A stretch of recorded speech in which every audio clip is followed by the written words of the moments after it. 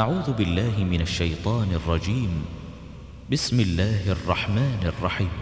قلت استغفروا ربكم إنه كان غفارا يرسل السماء عليكم مدرارا ويمددكم بأموال وبنين ويجعل لكم جنات ويجعل لكم أنهارا ما لكم لا ترجون لله وقارا وقد خلقكم أطوارا ألم تروا كيف خلق الله سبع سماوات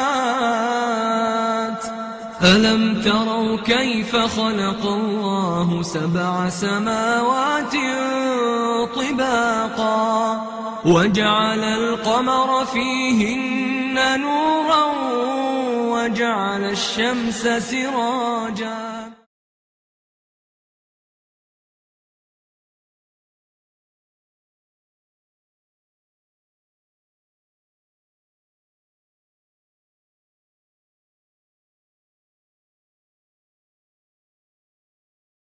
إن الحمد لله نحمده ونستعينه ونستغفره ونعوذ بالله من شرور أنفسنا ومن سيئات أعمالنا من يهده الله فلا مضل له ومن يضلل فلا هادي له وأشهد أن لا إله إلا الله وحده لا شريك له وأشهد أن محمدا عبده ورسوله.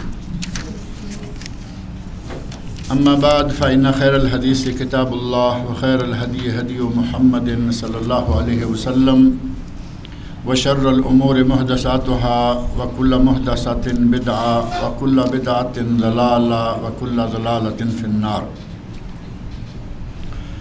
رب اشرح لي صدري ويسر لي أمري واحلل عقدة من لساني يفقهوا قولي. رب أعوذ بك من همزات الشياطين وأعوذ بك رب أن يحضرون. اعوذ باللہ السمیع العلیم من الشیطان الرجیم فقلت استغفروا ربکم انہ کان غفارا یرسل السماء علیکم مدرارا ویمددکم باموال وبنین ویجعل لکم جنات ویجعل لکم انہارا ما لکم لا ترجون للہ وقارا وقد خلقکم اطوارا ألم تروا كيف خلق الله سبع سماوات طباقا وجعل القمر فيهن نورا وجعل الشمس سراجا. یہ سورۃ النوح کی آیت نمبر 10 اور اس کے بعد والی کچھ آیات میں نے ابھی آپ کے سامنے پڑھی ہیں. اور سورۃ نوح کا بنیادی تعارف پچھلے درس میں کروا دیا گیا تھا کہ یہ مکی صورتوں میں سے ہے اور اللہ رب العزت نے مشرکین مکہ کا نام لیے بغیر اشارے کے ساتھ مشرکین مکہ کو یہ سرزنش کی ہے کہ اگر تم میرے نبی حضرت محمد رسول اللہ صلی اللہ علیہ وسلم کی بات نہ مانو گے اور ان کی دعوت کی راہ میں روڑے اٹکاؤ گے تو تمہارے ساتھ بھی وہی کیا جا سکتا ہے جو کہ حضرت نوح علیہ السلام کی قوم کے ساتھ کیا گیا تھا. حضرت نوح علیہ السلام نے ایک عرصہ تک 950 سال، ایک صدی نہیں بلکہ 10 صدیاں، 1000 سال دعوت و ارشاد کا کام کیا اور پھر اپنے رب سے مخاطب ہو کر یہ کہا رب انی دعوت قومی لیلا و نہارا، اے میرے رب میں نے اپنی قوم کو دن اور رات جب جب موقع ملا میں نے ان کو دعوت دی ہے. فلم یزدہم دعائی الا فرارا، لیکن میری دعوت اور میری تبلیغ کا ان پر الٹا ہی اثر ہوا. بجائے اس کے کہ یہ میرے قریب ہوں یہ مجھ سے دور بھاگے، انہوں نے راہ فرار اختیار کی. وَإِنِّي كُلَّمَا دَعَوْتُهُمْ لِتَغْفِرَ لَهُمْ جَعَلُوا أَصَابِعَهُمْ فِي آذَانِهِمْ، جب میں نے انہیں دعوت دی، ان کو تیری راہ کی طرف بلایا تاکہ مان جانے، اطاعت کر لینے کے نتیجہ میں ان کی مغفرت اور بخشش ہو جائے، تو انہوں نے اپنے کانوں میں انگلیاں ڈال لیں، وَاسْتَغْشَوْا ثِيَابَهُمْ، اور کپڑے میں اپنے آپ کو، اپنے منہ کو ڈھانپ لیا، لپیٹ لیا، وَأَسَرُّوا، اور مصر ہو گئے، اڑ گئے اپنی بات پر، وَاسْتَكْبَرُوا اسْتِكْبَارًا، اور انہوں نے تکبر کی راہ اختیار کی، ثُمَّ إِنِّي دَعَوْتُهُمْ جِهَارًا، پھر میں نے انہیں کھلے عام جہرن اعلانیہ دعوت دی، ثُمَّ إِنِّي أَعْلَنْتُ لَهُمْ وَأَسْرَرْتُ لَهُمْ إِسْرَارًا، پھر اعلانیہ دعوت کے بعد میں نے انفرادی طور پر ان کے گھر گھر جا کر، ایک ایک فرد کے پاس جا جا کر بھی دعوت کا فریضہ سر انجام دیا۔ اب یہ آیات چونکہ پچھلے درس میں آ چکی تھیں، اس لیے یہاں مزید کسی تفصیل کی میں ضرورت محسوس نہیں کرتا۔ آگے حضرت نوح علیہ السلام کہتے ہیں فَقُلْتُ، میں نے کہا ان لوگوں سے، اپنی قوم سے مخاطب ہو کر میں نے انہیں کہا استغفروا ربکم، فقلت استغفروا ربکم، میں نے انہیں کہا کہ اپنے رب سے مغفرت مانگو، اپنے رب سے بخشش طلب کرو، انہ کان غفارا، وہ بہت ہی زیادہ بخشنے والا ہے۔ اللہ تعالیٰ غفور ہے اور غفار ہے، ایک سے بڑھ کر ایک صیغہ مبالغے کا کہ غفور بخشنے والا ہے، غفار بہت ہی زیادہ بخشنے والا ہے۔ میں نے اپنی قوم کے لوگوں سے کہا کہ اللہ سے اپنی بخشش، اللہ سے اپنے گناہوں کی معافی مانگ لو، انہ کان غفارا، وہ تو بہت ہی زیادہ بخشنے والا ہے، گناہ گاروں کے گناہوں کو وہ بخش دیتا ہے۔ اگر کوئی بے شمار گناہ کر کے بھی توبہ تائب ہو جائے تو اللہ اس کے تمام گناہوں کو معاف کر دیتا ہے۔ وہ 99 قتل کرنے والے آدمی کا واقعہ صحیح بخاری میں، کتب حدیث میں بڑا معروف ہے کہ 99 قتل، 99 مرڈر کرنے کے بعد آدمی اللہ کے حضور پلٹ آیا، توبہ کا ارادہ ہو گیا، دل میں ندامت ہوئی کہ میں کیا کیے چلا جا رہا ہوں۔ ایک آدمی سے پوچھا، کہا کہ اگر میں اللہ کی طرف رجوع کرنا چاہوں تو کیا اللہ میری توبہ قبول کر لے گا؟ آدمی کوئی کڑک ہوگا، نادان ہوگا، وہ اللہ کی رحمتوں کے بارے میں صحیح علم نہیں رکھنے والا ہوگا، کہنے لگا 99 قتل کر کے اب تم توبہ کرنے جا رہے ہو۔ اور ایسے لوگ ہمارے یہاں بھی ہیں نا، آدمی کا پتہ چل گیا کہ یہ کرتا تھا، وہ کرتا تھا، یہ ایسے کرتا تھا، ویسے کرتا تھا، اللہ نے اسے توفیق دے دی، توبہ کی، داڑھی رکھنا شروع کر دی، نمازیں پڑھنا شروع کر دیں، کہا کہ میں پہلے عمرہ کر کے آ جاتا ہوں، حج کا موقع آئے گا تو حج کروں گا، تو اٹھتے ہی پہلا جملہ، لو جی 100 چوہے کھا کے بلی حج کو چلی گئی۔ آج بھی یہ ایسے لوگ موجود ہیں، اور اس وقت بھی یہ آدمی ہے۔ سوال کیا گیا کہ کیا میری توبہ ممکن ہے؟ تو کہتا ہے اب کیسے، اتنے قتل کر کے، 99 قتل کر کے اب توبہ کی بات کرتے ہو۔ یہ آدمی جو سائل ہے وہ بھی کوئی میرے اور آپ کی طرح کا سائل نہیں تھا کہ بات کی، کسی نے کچھ کہا اور چپ کے چلے آئے۔ ہاتھ میں تلوار ہے، آنکھوں میں خون اترا ہوا ہے، 99 قتل کر چکا ہے۔ اس کے لیے یہ صوفی یا یہ آدمی، صوفی ہی کہنا چاہیے، کیونکہ اگر وہ عالم ہوتا تو یہ جواب نہ دیتا۔ کچھ لوگوں کو ایک بیماری ہے کہ وہ صحیح معنی کو الٹ کر غلط رنگ دے دیتے ہیں۔ آپ کو کچھ لوگ وہ ملیں گے جو کہتے پھریں گے کہ ایک عالم سے پوچھا تو اس نے یہ کہا، اسے اس نے قتل کر دیا، اور ایک بزرگ سے پوچھا تو اس نے کہا کہ یہ ہے اور وہ، یعنی بزرگوں کو اٹھائے چلے جائیں گے، علماء کو گرائے چلے جائیں گے۔ یہ بیماری ہمارے لوگوں میں پائی جاتی ہے۔ اگر وہ آدمی عالم ہوتا، اسے اللہ کی رحمتوں کی وسعتوں کا پتہ ہوتا، وہ کبھی بھی یہ جواب نہیں دیتا۔ یہ پہلا بزرگ تھا، پہلا صوفی تھا جو اللہ کے مغفرت کے خزانوں کے بارے میں نہ جاننے والا تھا۔ اس نے کہا کہ 99 قتل کر کے اب تمہیں کہاں مغفرت اور توبہ میں۔ اس نے تلوار نکالی، اس کا بھی سر کاٹ دیا، کہا چلے سینچری پوری کرتے ہیں، 99 تو ہو چکے ہیں، اب 100 کر دیے۔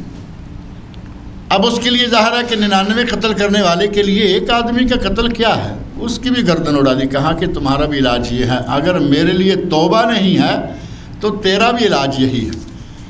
آگے گیا، اللہ کی رحمتوں کے بارے میں صحیح علم رکھنے والا کوئی عالم تھا، با صفا عالم، با عمل، اس سے بات کی، اس نے کہا کہ اللہ کی رحمتوں کے خزانوں کا تو پتہ ہی نہیں کتنے بڑے ہیں، اگر اب بھی تم توبہ کرو تو تمہاری توبہ قبول ہو جائے گی۔ اللہ رب العزت بڑا ہی غفور ہے، بڑا غفار ہے، رحیم ہے، اب توبہ کر لو، لیکن ساتھ یہ کرو کہ جس شہر میں رہ رہے ہو یہ شہر چھوڑ دو، جس بستی میں رہ رہے ہو ظاہر ہے کہ وہ ماحول، وہ بستی، وہ لوگ تمہیں قتل کرنے پر کسی نہ کسی طرح آمادہ یا مجبور کر دیتے ہیں، بستی چھوڑ دو، کسی اور شہر میں چلے جاؤ اور علاقے میں چلے جاؤ۔ اللہ رب العزت نے راستہ بتایا، گیا، فوت ہو گیا، راستے میں فوت ہو گیا، اللہ نے اس کی توبہ، مختصر واقعہ سارا آپ کے علم میں ہے، اللہ نے اس کی توبہ کو قبول فرما لیا، اسے جو رحمت کے فرشتے ہیں اس کی روح لے جانے کے لیے رحمت کے فرشتوں کو بھیج دیا۔ اللہ اتنا غفور رحیم ہے کہ 99 قتل کرنے، قتل آپ سمجھتے ہیں کتنی سزا ہے، قتل کی سزا، قتل کی آخرت میں سزا، دنیا میں سزا، اور کتنا بڑا گناہ ہے۔ 100 قتل کرنے والے کی اللہ رب العزت نے توبہ قبول کری، اب اس نے نہ کوئی نماز پڑھی ہے، نہ ابھی کو روزہ رکھا ہے، نہ ابھی کسی عبادت کا اسے موقع ملا ہے، ادھر توبہ قبول ہوئی اور ادھر اللہ رب العزت نے اسے جنت میں داخل کر لیا۔ سچے دل سے اگر کوئی تائب ہو جائے تو اس کو اللہ تعالیٰ اس طرح اپنے دربار میں حاضری کا موقع دیتا ہے، جس طرح کے حضرت موسیٰ علیہ السلام کے مقابلے میں آنے والے جادوگر تھے، ان جادوگروں نے بھی کوئی نمازیں نہیں پڑھی، انہوں نے بھی کوئی حج نہیں کیے، نمازیں نہیں پڑھے، روزے نہیں رکھے، زکاتیں نہیں دیں، صدقات نہیں دیے، ادھر ایمان لائے، ادھر قتل کر دیے گئے، ادھر اللہ کی رحمتوں کے خزانوں میں جا پہنچے۔ اگر صدق دل سے آدمی توبہ طائب ہو جائے، اللہ تعالیٰ پہلے تمام گناہوں کو معاف کر دیتا ہے، اس کی رحمتوں کے خزانے اتنے بڑے ہیں۔ نوح علیہ السلام فرماتے ہیں کہ اللہ میں نے اپنی قوم کو یہ کہا ہے، فقلت، تو میں نے اپنی قوم کو یہ کہا ہے، استغفروا ربکم، اپنے رب سے مغفرت اور بخشش طلب کرو، انہ کان غفارا، وہ بہت ہی زیادہ بخشنے والا ہے۔ اگر تم توبہ کرو گے، مغفرت طلب کرو گے، استغفار کرو گے تو کیا ہوگا؟ یرسل السماء علیکم مدرارا، وہ تم پر آسمان سے خوب بارشیں برسائے گا۔ تمہاری توبہ کے نتیجے میں اللہ آسمان سے بارشیں برسائے گا۔ تم نے بارشیں طلب نہیں کی، تم نے صرف استغفر اللہ، بکثرت استغفار کیا ہے کہ اے اللہ ہمیں ہمارے گناہ بخش دے، اللہ تمہارے اس عمل کے نتیجہ میں خوش ہو کر آسمان سے بارشیں نازل فرمائے گا۔ اور بارش کتنی رحمت ہے وہ آپ جانتے ہیں، بارش نہ ہو تو کچھ بھی نہیں ہوتا، فصلیں نہیں ہوتی، غلے نہیں ہوتے، پھل نہیں ہوتے، جانور نہیں بچتے، انسان نہیں بچتے۔ نبی اکرم صلی اللہ علیہ وسلم کے عہد مبارک میں جو قحط کا واقعہ ہے وہ بڑا معروف ہے۔ جمعہ کا دن ہے، مسجد نبوی میں نبی اکرم صلی اللہ علیہ وسلم خطبہ ارشاد فرمانے کے لیے ممبر پر رونق فروز ہیں، خطبہ چل رہا ہے۔ ایک آدمی، ایک بدو، ایک اعرابی مسجد کے دروازے سے داخل ہوتے ہی اس نے وہیں سے یا رسول اللہ جانور مر گئے، راستے کٹ گئے، قحط سالی کی وجہ سے برا حال ہے، اللہ سے دعا کیجیے۔ بارش نہ ہو تو کیا ہوتا ہے؟ راستے کٹ گئے، کوئی سبزہ نہیں، کوئی چارہ نہیں، جانور کے باہر نکلنے کا راستہ نہیں، اور جانور ہلاک ہونا شروع ہو گئے۔ جانور ہلاک ہو جائیں گے، سبزی، چارہ، غلہ، کوئی چیز نہیں ہوگی، پھل نہیں ہوں گے تو انسان کہاں بچیں گے؟ ہلاکت الاموال وانقطعت السبل، کہتا ہے صحابی کہتا ہے یا رسول اللہ، اللہ سے دعا کیجئے کہ اللہ بارشیں نازل فرمائے۔ نبی اکرم صلی اللہ علیہ وسلم نے بارش کے لیے دعا فرمائی، خطبے کے دوران ہی آپ نے ہاتھ اٹھائے، بارش کے لیے دعا فرمائی، اللہ رب العزت نے خطبے کے دوران ہی اس دعا کو قبول فرما لیا۔ بعض روایات میں ہے کہ صحابی کہتا ہے ہم بھاگ کر اپنے گھروں کو پہنچے، بادل شروع ہو گیا۔ ایک روایت میں ہے کہ ہم باہر نکلے، دیکھا کہ آسمان صاف ہے، آسمان کے وسط میں ایک چھوٹی سی بدلی آئی، اس نے فوری طور پر پورے ماحول کو ڈھانپ لیا، آسمان کو ڈھانپ لیا، بادل پھیل گئے اور بارش شروع ہو گئی، ہم بھاگ کر اپنے گھروں کو پہنچے۔ اور ایک صحیح روایت میں یہ الفاظ موجود ہیں کہ اللہ رب العزت نے خطبہ جمعہ کے دوران ہی بارش شروع فرما دی.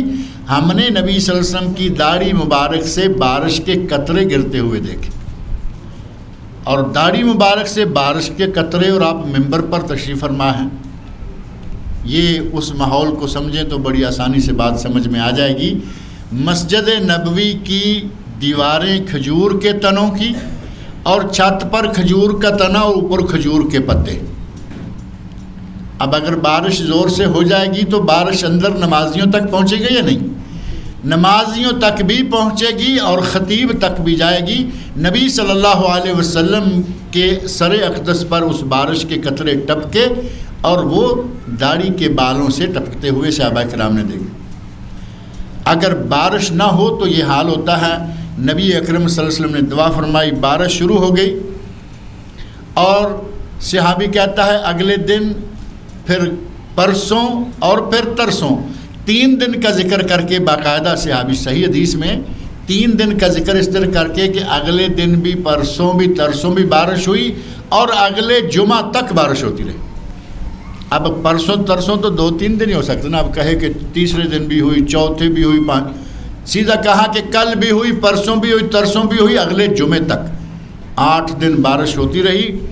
ایک روایت میں ہے کہ وہی صحابی، وہی عرابی، وہی بدو، مسجد کا وہی دروازے پہ آ کے کہتا ہے یا رسول اللہ جانور مر گئے، راستے کٹ گئے، اللہ سے دعا. پہلے جانور مر گئے کیونکہ چارہ نہیں، اب جانور مر گئے کہ چارہ کھانے کے لیے، باہر نکلنے کے لیے کہیں کوئی جگہ نہیں، راستے کٹ گئے، یہ ہو گیا وہ ہو گیا. اللہ سے دعا کیجئے کہ اے اللہ بارش نازل فرما. اللہ رب العزت سے نبی صلی اللہ علیہ وسلم نے کھڑے کھڑے وہیں، ایک حدیث میں آتا ہے کہ فَابْتَسَمَ رسول اللہ صلی اللہ علیہ وسلم، اس صحابی کی یہ بات سن کے نبی صلی اللہ علیہ وسلم مسکرائے. آپ چونکہ زور سے کھلا کے ٹھک ٹھک سے ہنسا نہیں کرتے تھے، الا قلیل نادر، کبھی کبھار آپ زور سے ہنسے. حتی بدت نواجزہ، یہاں تک کہ نبی صلی اللہ علیہ وسلم کی جو داڑھیں ہیں وہ بھی نظر آ جاتی، لیکن یہ کبھی کبھار. البتہ ابتسامہ، آپ کا مسکرانا، یہ بڑا معروف ہے. نبی اکرم صلی اللہ علیہ وسلم ممبر پر دوران خطبہ اس کی بات سن کے مسکرائے اور اللہ سے دعا کی، اور دعا مانگی اللہم حوالینا ولا علینا، اے اللہ ان بادلوں کو ہمارے دائیں بائیں گرد و پیش میں لے جاؤ، ہمارے اوپر سے ہٹا دو. اللہم علی الاودیۃ والاوکام والآکام، اے اللہ پہاڑوں کی وادیوں، پہاڑوں کی چوٹیوں پر ان بادلوں کو لے جاؤ. صحابی کہتا ہے نبی اکرم صلی اللہ علیہ وسلم نے ایسے فرمایا اے اللہ بادلوں کو ہمارے اوپر سے ادھر لے جاؤ. دیکھتے دیکھتے بادل دائیں طرف جانا شروع ہو گئے. بائیں ہاتھ سے فرمایا ادھر لے جاؤ، بادل ادھر چلے گئے. ہم نے دیکھا کہ مدینہ منورہ جتنا اس وقت تھا، ظاہر ہے کہ اس وقت مدینہ آج جتنا تو نہیں تھا نا کہ باہر نکل کے پتہ نہیں چلے کہ بادل کہاں تک. آپ کے علم میں ہوگا شاید ایک دن میں نے یہاں یہ بات کی تھی کہ اس وقت مسجد نبوی کا جو ایریا ہے، اس وقت جتنا مسجد نبوی کا ایریا ہے اس وقت اتنا کل مدینہ تھا. مسجد نبوی، نبی صلی اللہ علیہ وسلم کا گھر، آپ کی قبر مبارک، وہ تو آپ دیکھتے ہیں نا مسجد نبوی کا بالکل چھوٹا سا حصہ ہے. سارا مدینہ شہر اتنا تھا جتنی آج مسجد نبوی ہے. ملک فہد رحمۃ اللہ علیہ نے یہ کارنامہ سر انجام دیا کہ جغرافیہ دانوں سے ساری معلومات لے کر پوچھ تاچھ کر کے کہا کہ اس وقت مدینہ منورہ کی حدود کیا تھی. جیسے ہمارے آج کہتے ہیں نا میونسپلٹی حدود، اس وقت کی مدینہ منورہ کی میونسپلٹی حدود معلوم کر کے کہا کہ یہ سارا حصہ مسجد نبوی میں داخل کرو. آج مسجد نبوی اس وقت کا پورا مدینہ منورہ ہے. صحابی کہتے ہیں ہم باہر نکلے، ہم نے آسمان کی طرف دیکھا تو کیا دیکھتے ہیں کہ چاروں طرف بادل ہیں، اور مدینہ منورہ کا اتنا حصہ ایسے ہے کہ جیسے کسی نے آسمان میں سوراخ کر دیا ہے. مدینہ منورہ کے اوپر سے آسمان نظر آ رہا ہے گلائی میں جتنا کہ شہر ہے، اور چاروں طرف بادل جو ہیں وہ برس رہے ہیں، بادل موجود ہیں. نبی اکرم صلی اللہ علیہ وسلم نے بھی محسوس فرمایا کہ بارش نہ ہو تو کیا ہوتا ہے، اور یہاں نبی اکرم صلی اللہ علیہ وسلم دعا کرنے والے ہیں، اللہ سننے والا ہے. بارشیں شروع ہو گئیں.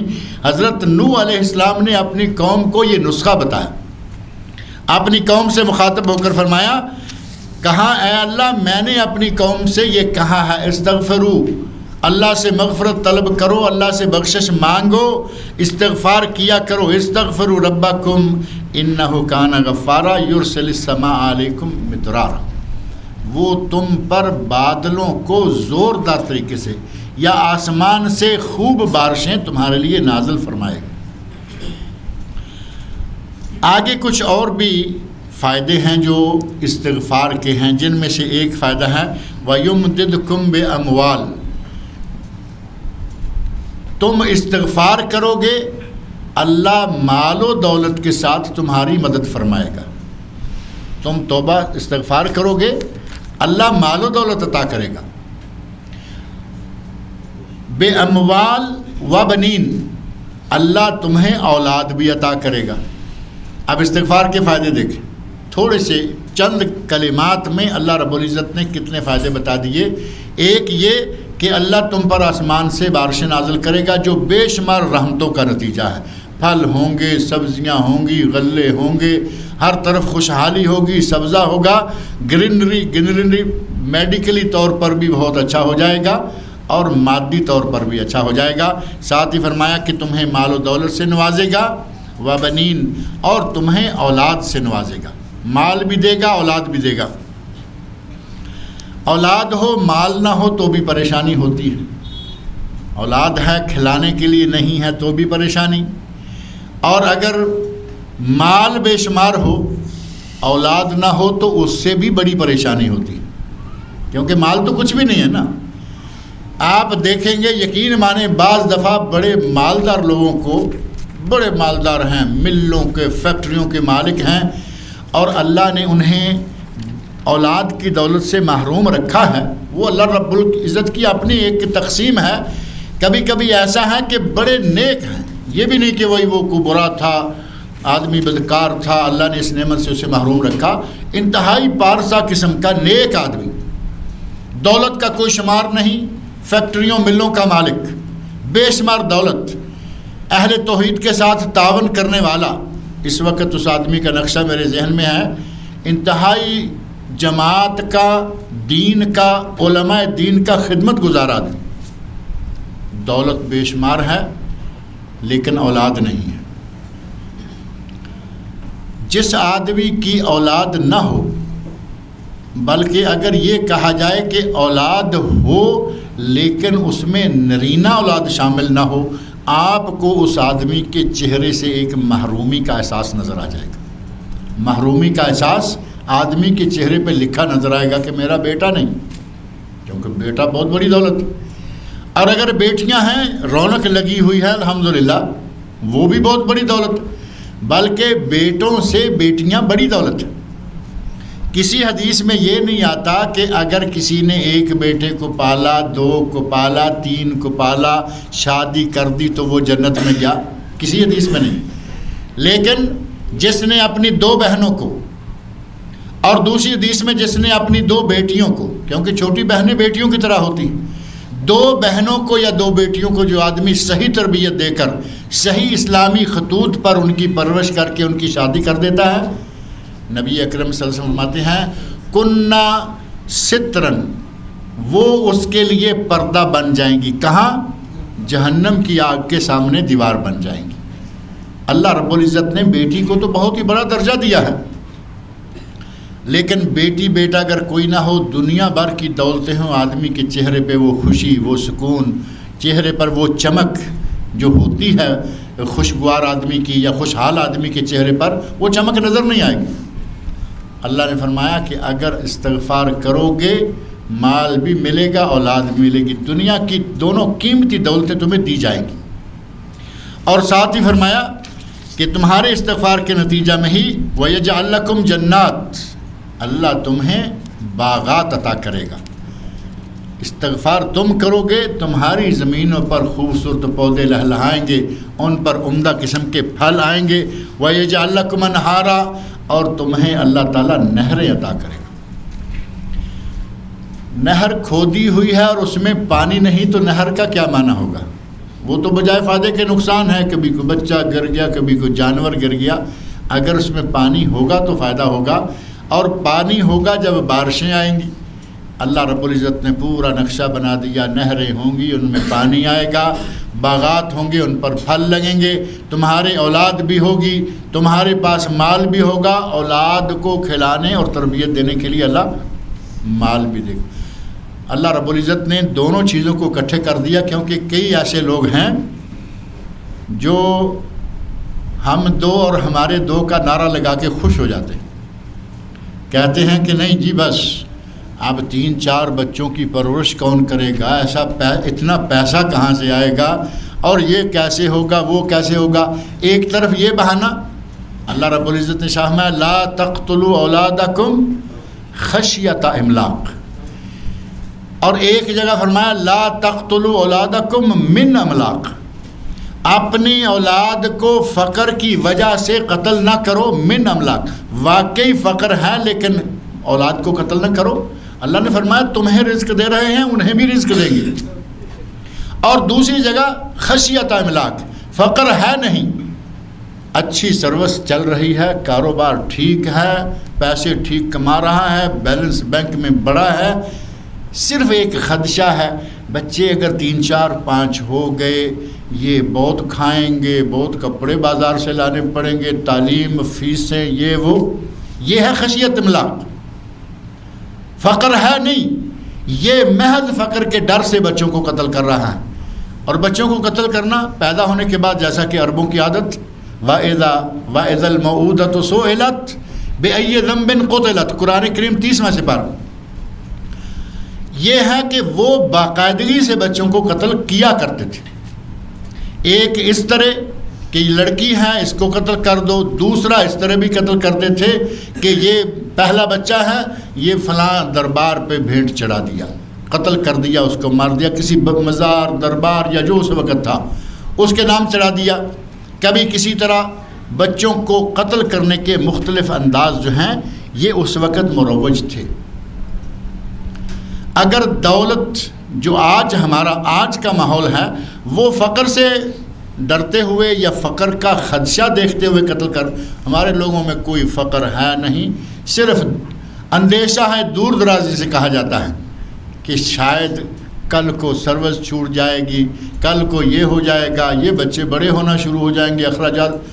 اللہ رب العزت نے کہا نہ فقر ہوگا نہ بے اولاد ہونے کا غم ہوگا، استغفار تم کرو، دولت بھی دوں گا اولاد بھی دوں گا، ان کی پرورش کے لیے تمہارے پاس ہر طرح کے اخراجات ہوں گے، اور کھلانے کے لیے پھلوں کے باغات دوں گا، اور ان باغات کو پلانے کے لیے نہروں کی نہریں پانی دوں گا۔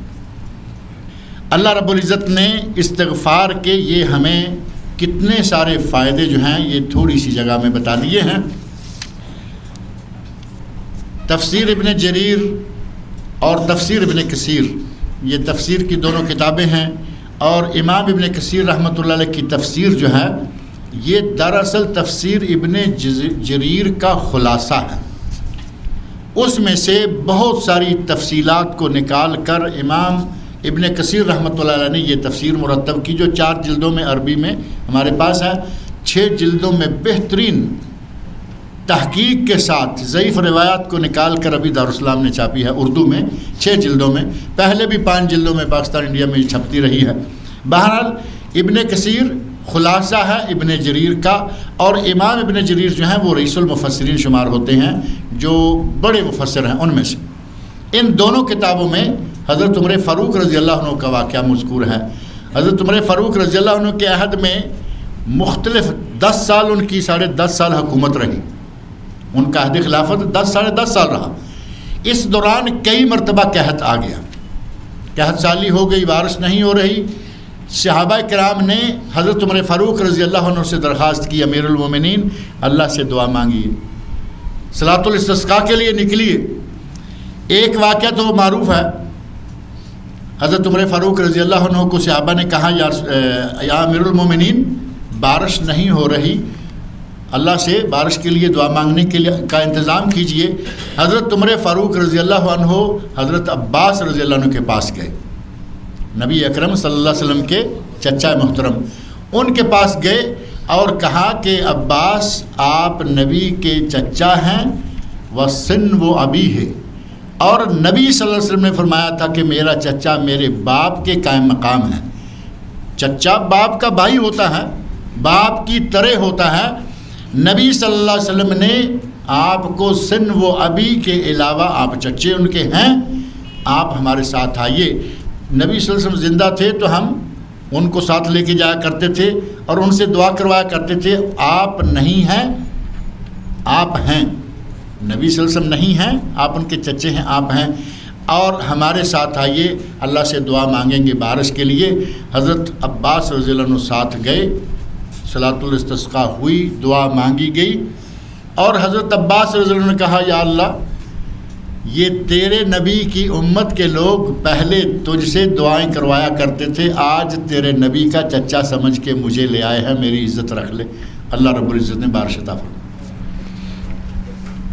اب یہاں ایک مسئلہ تو یہ ہے کہ نبی صلی اللہ علیہ وسلم کی قبر مبارک مدینہ منورہ میں ہے اور عمر فاروق مدینہ منورہ میں ہے، یہ دارالخلافت مدینہ منورہ ہے، یہ سارا واقعہ مدینہ منورہ میں ہو رہا ہے۔ یہ لوگ قبر رسول پر نہیں گئے اور حضرت عباس کے پاس گئے۔ ہمارے یہاں قبروں کی مٹی چاٹتے پھرتے ہیں اور زندہ اولیاء اللہ موجود ہیں جو صحیح معنوں میں اولیاء، انہیں پہچانتا کوئی نہیں۔ جو صحیح اولیاء ہیں انہیں جانتا کوئی نہیں، اور جو 2 نمبر کے اولیاء ہیں جن سے بازار بھرے ہوئے ہیں، گلی گلی نکڑ نکڑ جگہ جگہ وہ آپ کو ملیں گے، ان کی بڑی دکانیں چمکی ہوئی ہیں۔ ہمارے یہاں جو سلسلہ ہے یہ سراسر غلط سلسلہ چل رہا ہے۔ صحابہ کرام رضی اللہ عنہم نے بارش نہیں ہوئی تو جا کر یہ نہیں کہا کہ نبی صلی اللہ علیہ وسلم کی قبر پہ جاتے ہیں، جا کے کہتے ہیں کہ یا رسول اللہ ہمارے لیے بارش مانگیے، بلکہ نبی صلی اللہ علیہ وسلم کے چچا زندہ ہیں اور ان کے پاس جا کے درخواست کی کہ ہمارے لیے اللہ سے بارش کی دعا مانگی۔ بارش نہ ہونے کے نتیجہ میں ایک واقعہ تو یہ ہے کہ جس میں حضرت عمر فاروق نبی صلی اللہ علیہ وسلم کے چچا کے پاس جا کے درخواست کرتے ہیں، بارش ہو گئی۔ اور ایک واقعہ اور ہے، یعنی یہ نہیں کہ کل 2 ہی واقعے ہوئے ہوں گے، ایک واقعہ یہ معروف ہے۔ ایک واقعہ جو ابن جریر اور ابن کثیر والا میں ذکر کرنا چاہتا ہوں وہ یہ ہے کہ قحط سالی ہوئی، عمر فاروق رضی اللہ عنہ نے اپنے ساتھیوں کو ساتھ لیا، جن میں صحابہ بھی ہیں، تابعین بھی ہیں، بڑے پارسا بڑے نیک لوگ ہیں، میدان میں گئے، صلاۃ الاستسقاء پڑھی۔ صلاۃ الاستسقاء پڑھ کے جو دعا مانگی جاتی ہے جس میں آتا ہے کہ اے اللہ ہمیں بارش عطا فرما، اے اللہ آسمان سے بارش نازل فرما، اپنی رحمتیں نازل فرما، حضرت عمر فاروق رضی اللہ عنہ نے ایک لفظ بھی بارش کے بارے میں نہیں کہا۔ بارش مانگنے گئے لیکن بارش مانگی نہیں۔ لوگ کہتے ہیں امیر المومنین آپ جس کام آئے تھے آپ نے تو وہ کیا ہی نہیں، ہم تو بارش مانگنے آئے تھے اور آپ نے بارش کا کوئی لفظ استعمال نہیں کیا، تو بارش کے لیے کوئی دعا ہی نہیں فرمائی۔ حضرت عمر فاروق رضی اللہ عنہ فرماتے ہیں کہ میرے بھائیوں، بارش جن راستوں سے نازل ہوتی ہے میں نے ان راستوں کو کھٹکھٹا دیا ہے۔ آسمان سے جن راستوں سے بارش اترتی ہے وہ دروازے میں نے کھٹکھٹا دیے ہیں، وہ دروازے کھل جائیں گے، بارش آ جائے گی۔ اور وہ دروازے کیا ہیں؟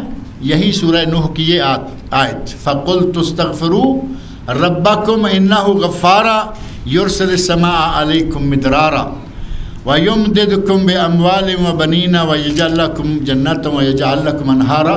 کہا کہ میں نے یہ اور کچھ اور آیات ہیں قرآن کریم کے اندر، جن میں سے ایک آیت سورہ مائدہ میں ہے، اسی طرح ایک آیت سورہ یونس میں ہے۔ سورہ مائدہ، سورہ آراف، سورہ ہود میں 2 آیتیں، آیت نمبر 3 اور آیت نمبر 51، مختلف مقامات پر جو استغفار کی آیتیں ہیں، حضرت عمر فاروق نے وہ آیتیں پڑھی اور فرمایا کہ میں نے وہ دروازہ کھٹکھٹا دیا ہے، اب بارشیں اس دروازے سے، کسی کا دروازہ کھٹکھٹایا جائے تو کیا ہوتا ہے؟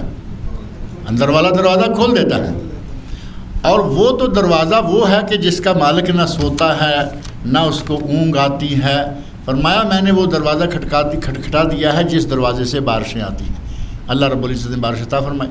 ایسا ہی ایک واقعہ تفسیر ایسر التفاسیر، علامہ جزائری یہاں مدینہ منورہ میں مدینہ یونیورسٹی کے استاد ہیں ابو بکر جابر الجزائری رحمۃ اللہ علیہ، جن کی منہاج المسلم کتاب ہے، بڑی معروف کتاب، اور وہ کتاب اب انگلش میں بھی اردو میں بھی دارالاسلام کی طرف سے چھپ کر شائع ہو چکی ہے۔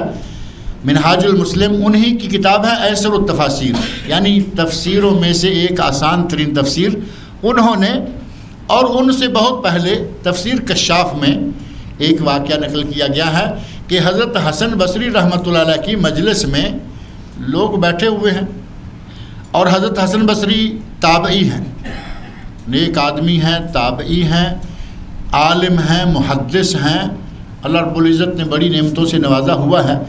لوگ بیٹھے ہوئے ہیں، ایک آدمی کہتا ہے کہ حضرت ہماری فصلوں میں دانہ اچھا نہیں ہو رہا، فصل ہوتی ہے لیکن اس میں دانہ اچھا نہیں آتا، کہتے ہیں استغفار کیا کرو، استغفار بکثرت کیا کرو۔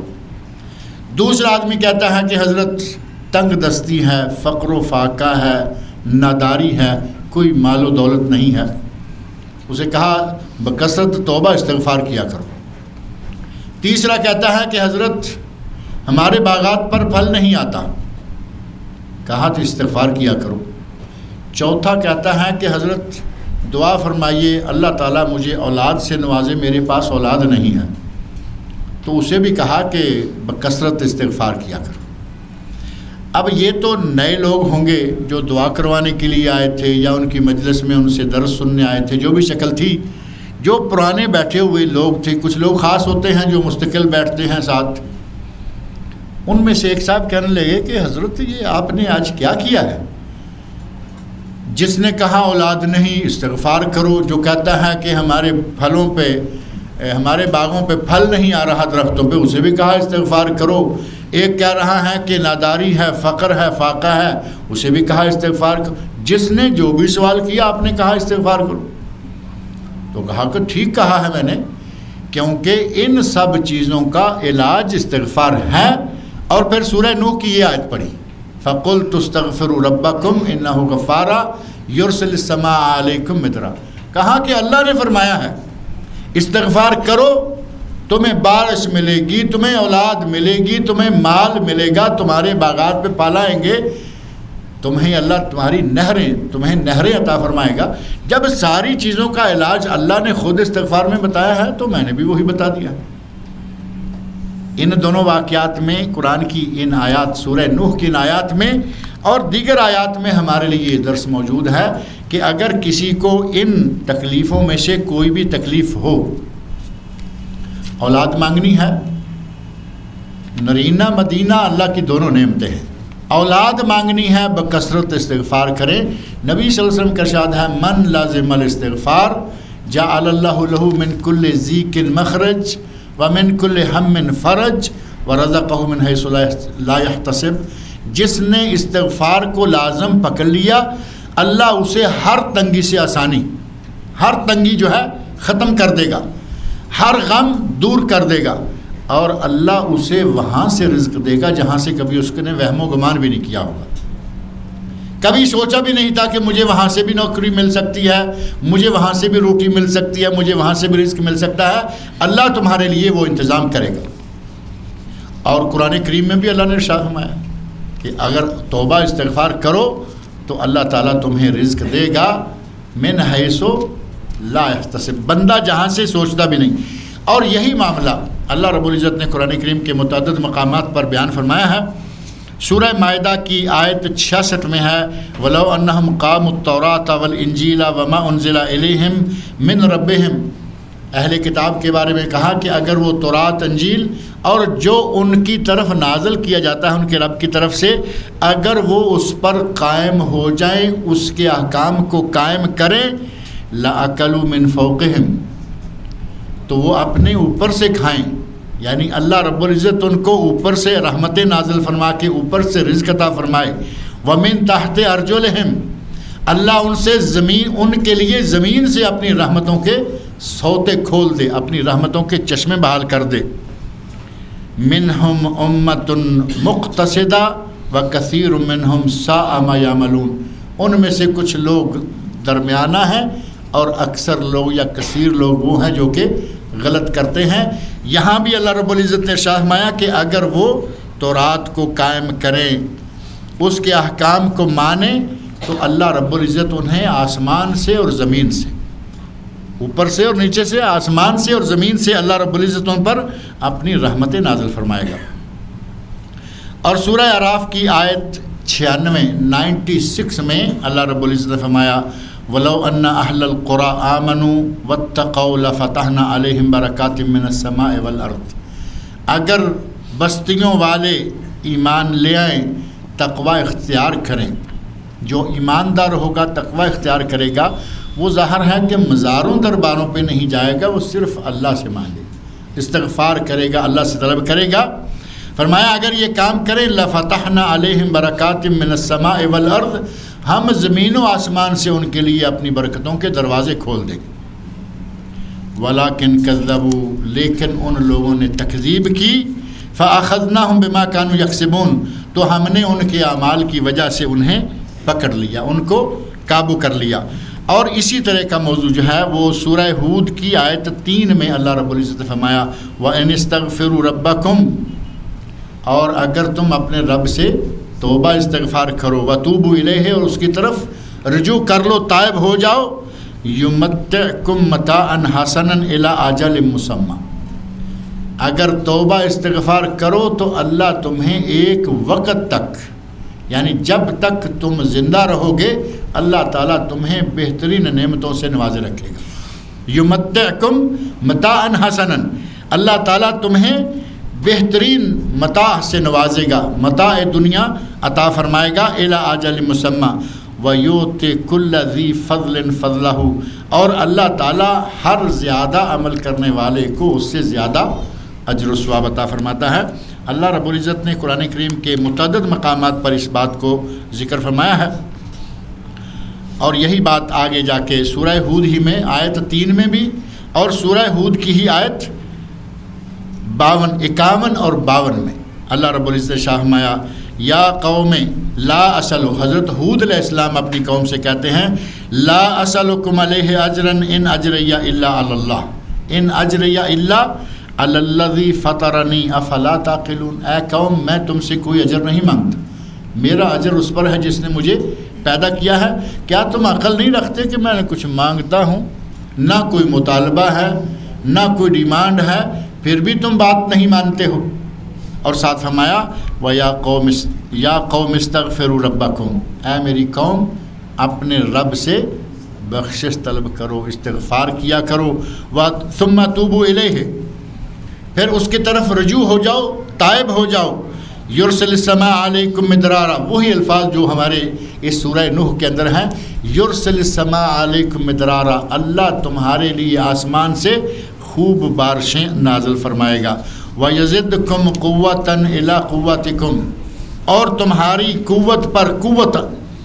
قوت پر قوت میں اضافہ کرتا چلا جائے گا، آسمان سے بارشیں نازل فرمائے گا، مال آئے گا، دولت آئے گی، خوشحالی آئے گی، قوت پہ قوت جو ہے وہ بڑھتی چلی جائے گی۔ اور آخر میں فرمایا وَلَا تَتَوَلَّوْا مُجْرِمِينَ، اور تم جرم کرتے ہوئے روگردانی کرتے ہوئے نہ پھر جاؤ، بلکہ توبہ استغفار کرو، اللہ رب العزت تم پر اپنی رحمتیں نازل فرمائے گا۔ قرآن کریم میں یہاں سورہ نوح میں اللہ رب العزت نے ہمیں یہ جو نسخہ بتایا ہے، اس نسخے کو ہم میں سے ہر آدمی اس نسخے کا محتاج ہے، کوئی آدمی ہے جسے اللہ کی رحمت نہیں چاہیے، ہر آدمی اس نسخے کا محتاج ہے، اور بہترین نسخہ ہے، اور قرآن کریم کے دیکھیں متعدد مقامات پر یہ نسخہ ہمیں اللہ نے بتایا ہے، اسی لیے میں نے اس کو تھوڑا سا تفصیل کے ساتھ ذکر کر دیا ہے۔ اللہ تعالیٰ مجھے اور آپ سب لوگوں کو قرآن کریم پڑھنے، سمجھنے اور اس کے احکام پر عمل کرنے کی توفیق عطا فرمائے۔ انشاءاللہ اگلی آیات جو ہیں وہ آئندہ درس میں پڑھیں گے۔ اللہ تعالیٰ ہم سب کو نیک عمل کی توفیق عطا فرمائے، جو لوگ بیمار ہیں اللہ رب العزت ان کو شفائے کاملہ عاجلہ عطا فرمائے، جو لوگ پریشان ہیں اللہ تعالیٰ ان کی ہر طرح کی پریشانی کو دور فرمائے۔